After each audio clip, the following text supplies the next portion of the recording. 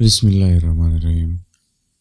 معزز سامعین السلام علیکم۔ آج کی ویڈیو میں ہم پرسونیفیکیشن کے بارے میں بات کریں گے کہ پرسونیفیکیشن کیا ہے، اس کی مثالیں کون کون سی ہے۔ تو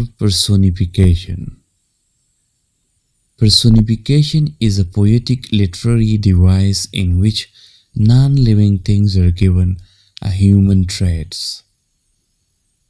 The most common examples of personification is lightning dance across the sky, the wind howled in the night, the car complained as the key was abruptly turned in its ignition. Okay, that's all about its examples, and now I will explain personification. کہ personification کیا ہے؟ Personification poetry میں استعمال ہوتی ہے، ٹھیک ہے، poems میں استعمال ہوتی ہے۔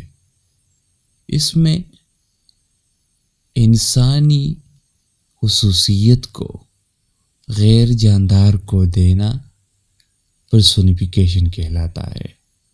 ابھی ہم نے مثالوں میں دیکھا کہ وہ کہتے ہیں کہ Lightning dance across the sky.